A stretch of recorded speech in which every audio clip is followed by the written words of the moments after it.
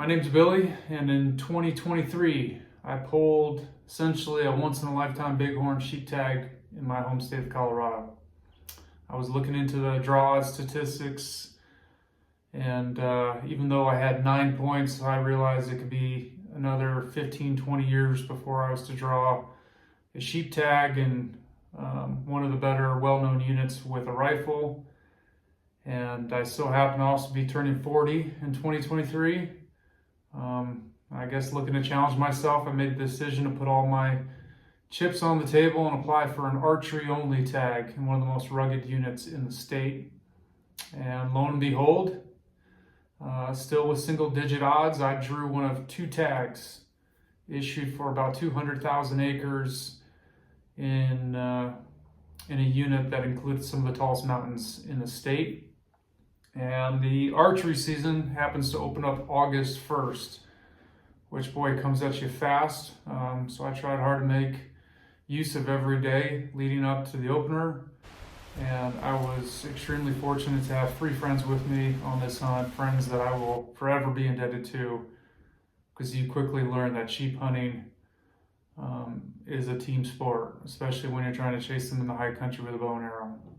And ultimately, a lot went better than expected on this hunt. Some things went worse than what you dream up. And one thing's for certain, though, it was an adventure that I will never forget for the rest of my life. Here we go, about to hit the 4-wheel drive road up here. We had to move from the south side of the unit, which we were on. Brady and Billy found the sheep miles north, so we're driving around and gonna go in some gnarly 4-wheel drive road. Somebody told me sheep live in rocks, so We're in the rocks. we found the rocks. Brady and I saw goats up on that beautiful green flat. Yeah. And then, so here's the ridgeline we gotta run. Yeah. We can get, Pearl Lake would be, you see where the big patch of snow is? Yeah. I think we can get up there easily. And then obviously you get up there and there and there. I just don't know, then you start to get kind of craggly. But we can get up to that snow really easily. Supposed to have storms the next 3 days, 2 days. Tomorrow's the opener, so hoping that, well, we've kind of changed our plans. We were going to backpack in about 3 to 4 miles. Based on the weather forecast, we're supposed to have potential flash flooding and a lot of lightning. So we're not going to do that. We're going to set a base camp up at around 11:05, 11:06, and get all the crap out of our packs and just run and gun, be light. Morning, boss. Morning.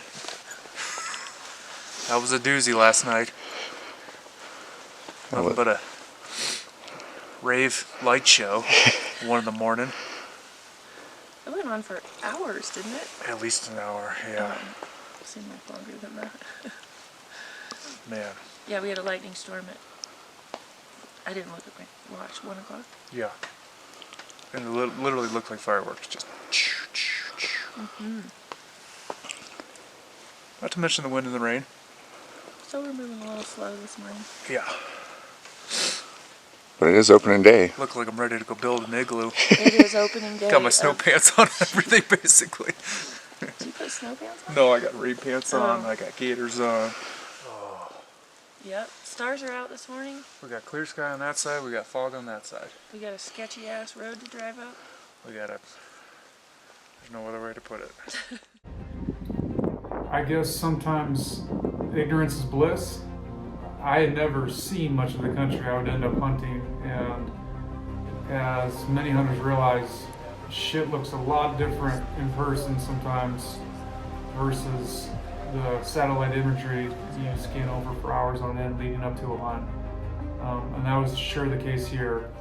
We ended up focusing on a major mountain range and adjacent valley where on our pre-scout we had come in from the south and glassed up a band of rams from a few miles away.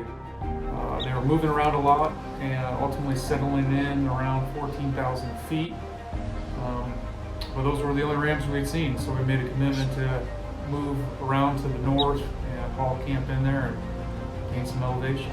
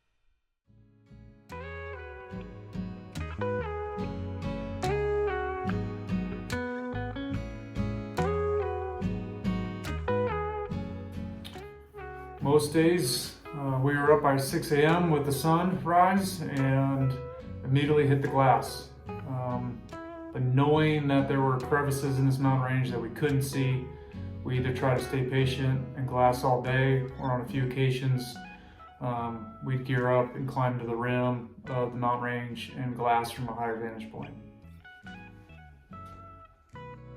So we're like, how far down did they go? Did they go to the trees? We lost them as soon as they went over that knob. So where that snowfield is and that rocky knob, they went over that, and that we never saw them again. And we sat there and waited to see if they came out somewhere. But when you get over here, you get so far to the left, you can't really see around this ridge. How far that way did you guys go? Did you guys ever get up? Well, so those? that was day one, Or was right? Tuesday. And we came back and glassed that evening, but then we got storms about so you didn't reach it like 4. Yeah. And we got some lightning that right up, like it felt like it hit the rocks right above us. And we never found them all night last night, and we've been blasting since 6:37 this morning. Wow. On day 4 of the actual hunt, day 9 of being in the mountains, we spotted a band of 11 rams at about 3:15 in the afternoon. They were about 2 miles away on a bench about 3/4 up a very tall mountain. And with few other options, we made the decision to have 2 of us climb to the rim and run it as far as we could before dark, anticipating we'd sleep up there at 14,000 feet or so and try to make a play on the rams in the morning.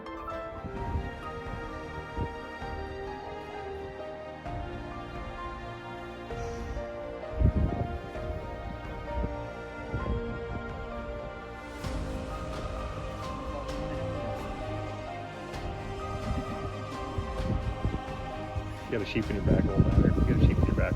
I'll be there. Cover I'll up be, that hide. All right, give us a quick lowdown. You're going. All right. Sheep. Yeah. Not on that one. Not on that one. Not on that one. Nor that one. But that one. That's where we're going. What's the Been there name for of a that couple days. mountain? That'd be Mount Beep Beep for the kids, or Mount Fuck Fuck for the grown-ups. And they're on a grassy slope right now. About, I don't know, 2/3 the way up. Right And there. we're gonna go take this Highline Ridge and run it all the way pretty much to the end and see if we have time tonight to go make a move. If not, that's where we're sleeping. We'll be ready to rip in the morning. 14,000 feet. 14,000 feet up in the air.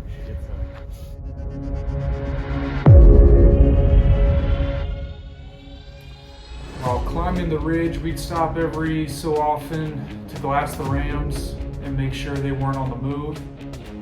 And on the 3rd time doing this, after we'd gotten water and covered a lot of ground, we went over and looked again and couldn't find them. Sort of at a loss. And not a minute later, we were about ready to go to the rim of this drop-off that we were referring to as Hell's Canyon. And Casey spots the rams coming out 350 yards below. They were cutting across the mountain on an upward angle, moving pretty quickly. We decided to drop everything and make a beeline to this prominent grass saddle where we had seen rams feeding about 3 or 4 days earlier.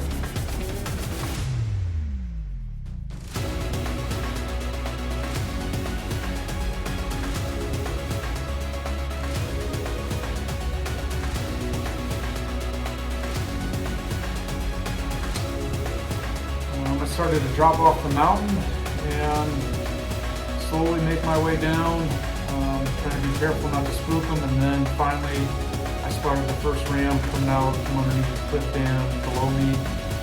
Immediately tried to get a range on him. The wind was howling, they were moving at a good clip, and I just didn't feel confident in the number, but my rangefinder said 52, 53 yards. And soon there was 2, 3, 4, 5 rams out, all moving at a very good clip in single file.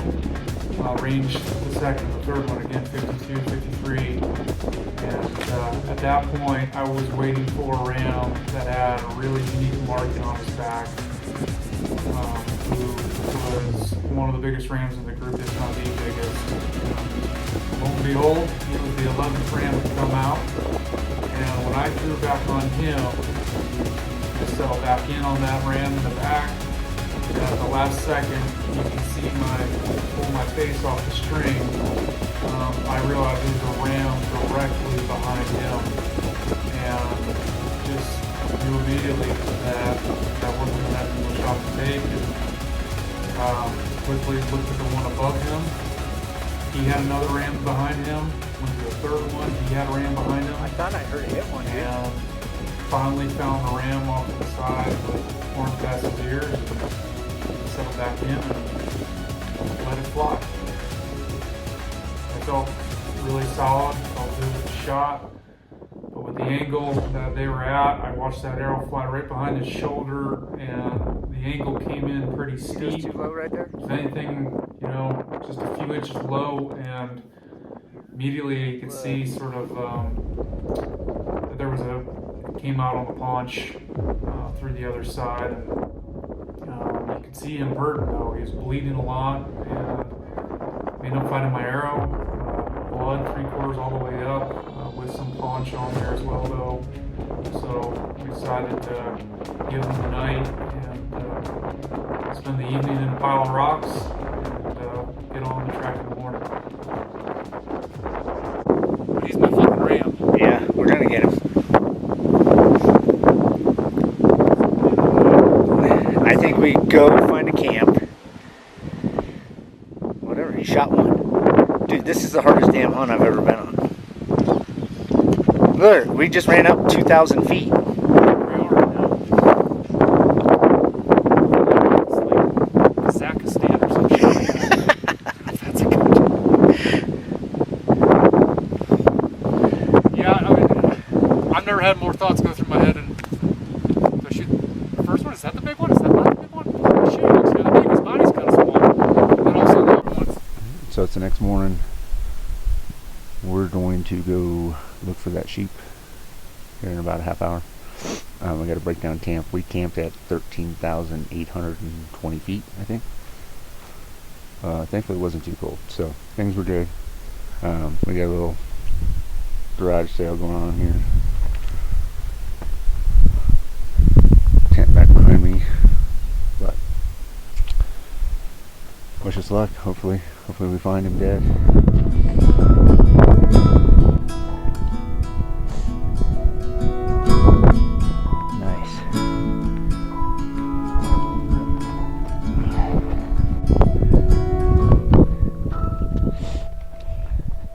Just peek forward into these rocks.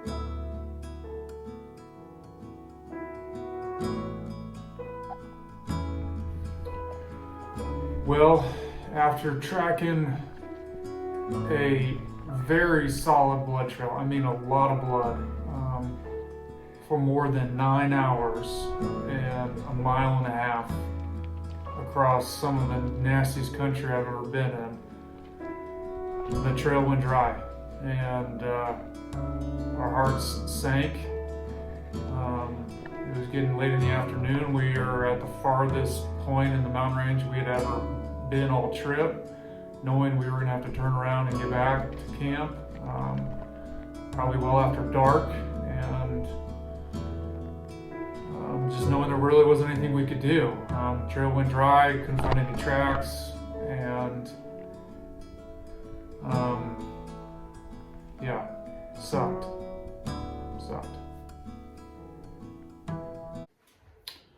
I had to get back for work and some family obligations on the 10th day, which would have been the next day. So we got back to camp, loaded up, had to haul out of there and go on home. And so I had some time to reflect, I guess. Every single emotion goes through you, figuring, I just punched my once-in-a-lifetime ram tag on a wounded animal, feeling guilty because I felt like it was a fatal shot. Seeing him hurt, seeing the amount of blood, I knew it was a fatal shot. Well, after 10 days, I finally was able to find time in my calendar to get back in there, and went back and immediately got on the glass, didn't see anything for 24 hours, and then at about noon on the next day, a friend I was with spots 7 ravens flying in over to Hell's Canyon, and we immediately marked it and saw ravens on and off the rest of the afternoon, and knew immediately that's where we were going to go the next day.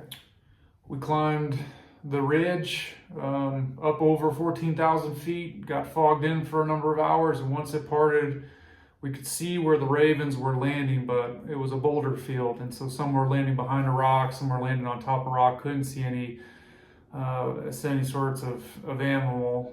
And so we drop on down about 1,000 vertical feet and come up over the top. Lo and behold, there's my ram. Where's my bow, buddy? I mean,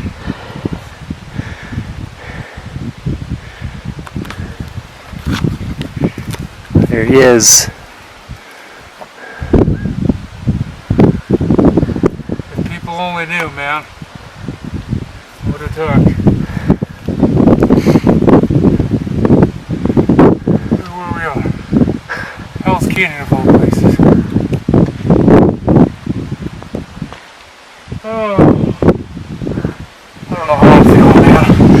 But every emotion went through my body last 12 days. I'm just... We don't do it for the head. I'm just glad I could punch my tag. I got the animal with my bow. Got a little maggot and stank. No, not at this point. I don't either. Yeah, we don't want that either.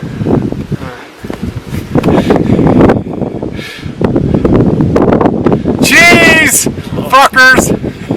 Long 2 weeks. Casey, Laura, thank you guys so much. You guys are the best. We found them. We're bringing them home. Who would have thought? Sometimes it doesn't work out, but then it works out. Right? What an animal.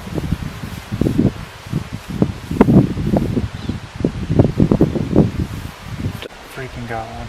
Got one with a bow. And in honesty, the roughest country I've ever been in. Hunting or otherwise. Yeah.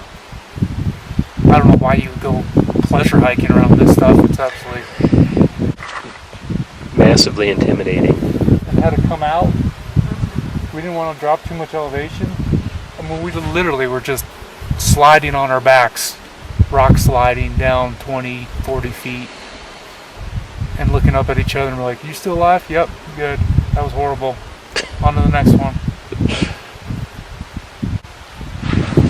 Oh fuck, heads up, heads up, heads up.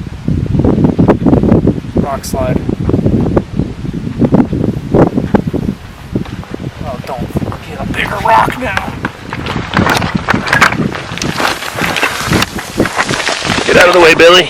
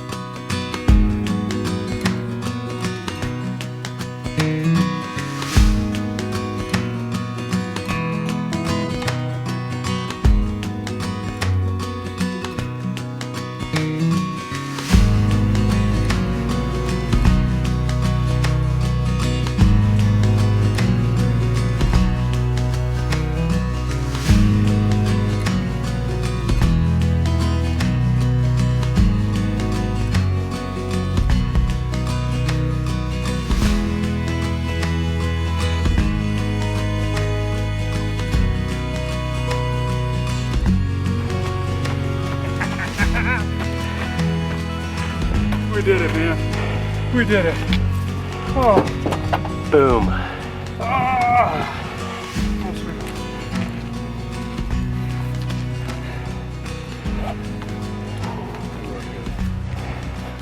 Thanks, guys. All right.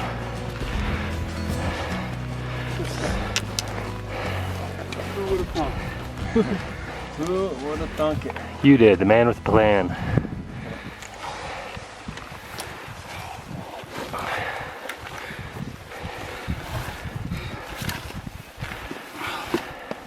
Well, be ready to stay right there. I always keep something in the truck for emergencies.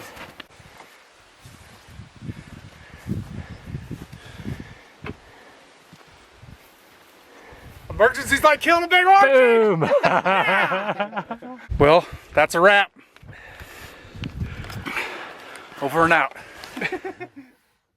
Well, as I said, not everything goes the way you dream it up, especially when you're chasing sheep in the high country with a bow and arrow.